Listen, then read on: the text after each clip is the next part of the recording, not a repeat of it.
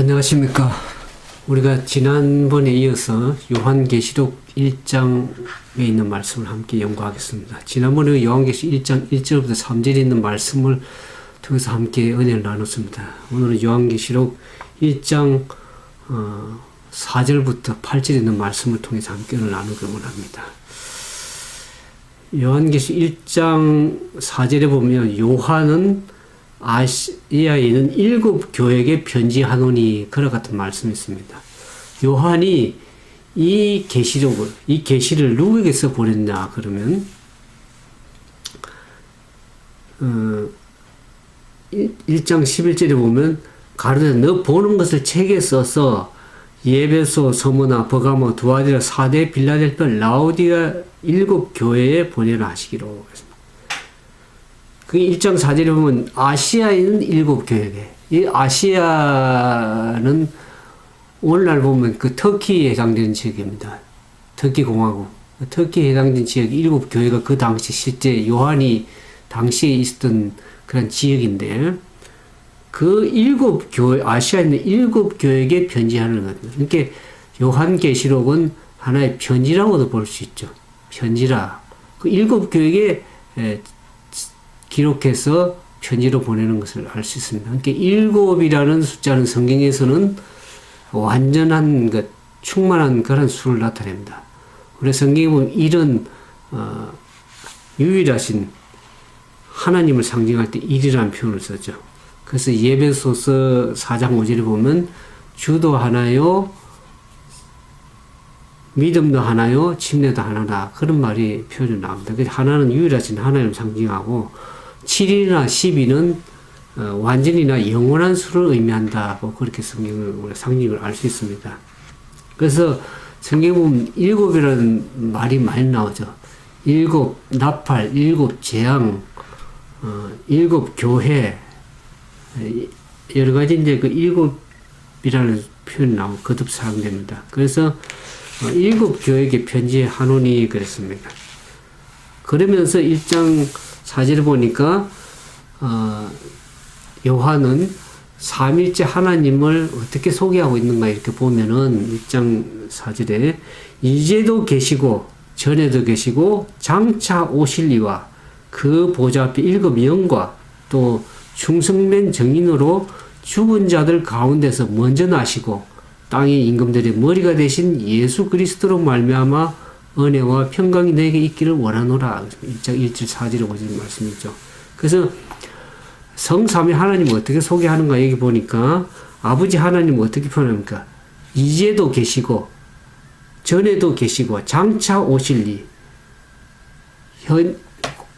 영원 전부터 계셨었고 지금 현재도 우리와 함께 계시고 미래에 다시 오실 그 하나님을 아버지 하나님을 소개하고 있습니다. 그러면서 또 그 보좌 앞에 있는 7 영이라고 그랬습니다. 하나님의 보좌 앞에 있는 7 영은 성령 하나님을 가리키죠.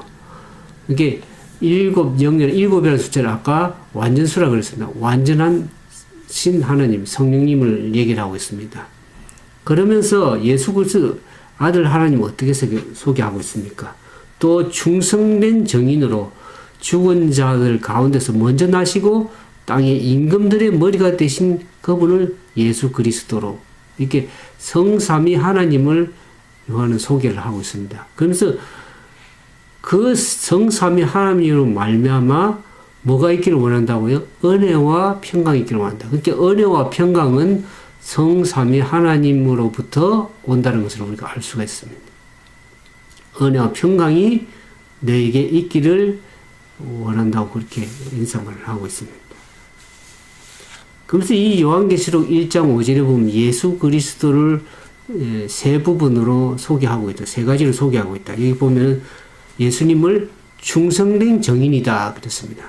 예수님께서 십자가에 죽으시기까지 복종하심으로 인간을 구원하기 위해서 대속하기 위해서 십자가에 죽으신 그 충성된 정인이라는 것을 알 수 있습니다. 그러면서 죽은 자들 가운데 먼저 나시고 부활한 사람 중에서 어뜸이 되신 분, 뛰어나신 분, 먼저 되신 그 예수를 소개하고 있고 그 다음에 땅의 임금들의 머리가 되신 분이라고 예수를 소개하고 있습니다. 그러니까 사람들을 낮추시기도 하고 왕들을 폐하시기도 하고 왕들을 세우시기도 하시는 그러한 역사의 주인 되시는 분을 예수 그리스도로 임금들의 머리가 되신 예수 그리스도 그렇습니다. 땅의 임금들의 머리다. 왕들을 폐하시고 왕들을 세우시기도 하는 그런 전능하신 하나님을 예수 그리스도 소개하고 있습니다. 그러면서 계시록 1장 5절 8절에 이제 보면 예수 그리스도를 어떤 분으로 소개하고 있는가, 예수 그리스도 어떤 분인가 이렇게 우리 살펴보면 알 수 있습니다.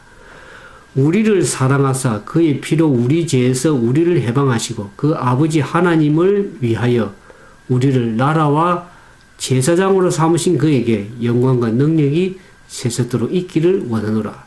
아멘. 볼지어다 구름을 타고 오시리라. 각인의 눈이 그를 보겠고 그를 찌른 자들도 볼 터이요 땅에 있는 모든 족속이 그를 인하여 애국하리니 그러하리라. 아멘. 주 하나님이 가라사대 나는 알파와 오메가라. 이제도 있고 전에도 있었고 장차 올 자라 전능한 자라 하시더라. 그런 말씀이 나옵니다. 예수님은 어떻게 소개하고 있습니까? 예수 그리스도께서 우리를 사랑하사 그의 피로 우리 죄에서 우리를 해방하시고 예수님께서 십자가에 죽어서 피 흘려 죽으심으로 인해서 우리를 죄에서 구속하셔 주셨죠. 그 죄에서 우리를 해방시키신 분으로 예수를 소개하고 있습니다. 그러면서 그 아버지 하나님을 위하여 우리를 뭘로 삼으셨어요? 나라와 제사장으로 삼으셨다 그랬습니다. 하나님의 나라로 삼으셨다. 나라의 시민으로 백성으로 우리 삼아주시고 또 제사장으로 삼으셨다. 제사장 구약의 제사장 같은 거 하나님 앞에 나가서 나아갈 수 있는 사람 제사장들이 백성들을 대신해서 하나님 앞에 나아가시는 분. 그러나 이제는 신약에 와서 우리가 직접 우리가 베드로전서 나오는 우리를 택하신 족속이요 제사장 삼았다. 우리는 예수님께 나아갈 수 있다. 예수님께서 십자가에 죽으면서 우리가 직접 예수님께 나아갈 수 있는 그러한 은혜를 특권을 우리가 허락해 줬습니다. 그 나라와 제사장으로 삼으셨다. 그러면서 어떻게 얘기합니까? 그분은 어떤 분입니까? 구름을 타고 오실 분, 다시 재림하실 분입니다. 성경에 다시 오시라는 말이 신약만 성경에도 300번 이상 나온다고 약속이 되었습니다. 이 땅에 다시 우리를 하늘나라 데려가시기 위해서 오실 그 재림하시는 예수님을 소개하고 있습니다. 그러면서 그분이 구름을 타고 오실 때, 재림하실 때 어떤 일이 일어날 것인가 얘기를 했죠. 보면 각인의 눈이 그를 보겠고 그를 찌른 자들도 볼 터이요 땅에 있는 모든 족속이 그를 인하여 애곡하리라 그랬습니다. 각인의 눈이 그를 보겠고 이렇게 모든 사람들이 볼 수 있도록 재림하신 거죠.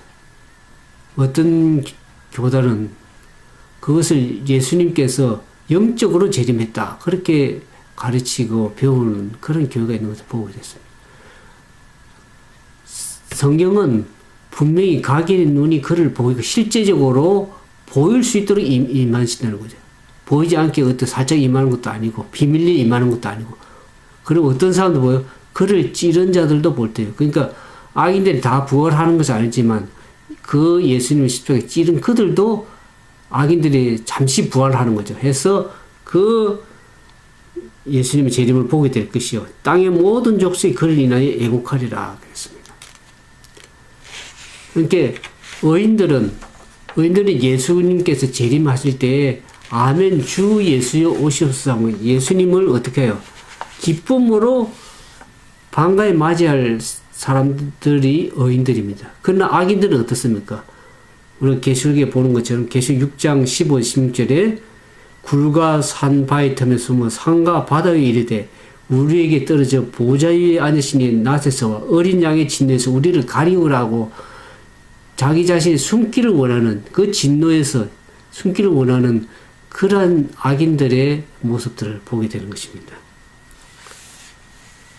그러면서 이 계시록 1장 8절에 보면 주 하나님이 가르쳐 나는 알파와 오메가요. 이제도 계시고 전에도 계시고 장차 올 자라 전능한 자라 하더라. 알파 오메가는 뭡니까? 헬라어의 알파와 오메가 처음과 나중이. 하나님은 처음이요 나중이라는 것을 알 수 있습니다. 하나님은 모든 것이 되시죠. 처음이 되시고 나중이 된단 말이에요. 그러면서 그분은 이제도 계시고 아까 계시록에 말했죠. 이제도 계시고 전에도 계시고 장차 오실 재림하실 그 하나님 전능하신 하나님을 소개하고 있습니다.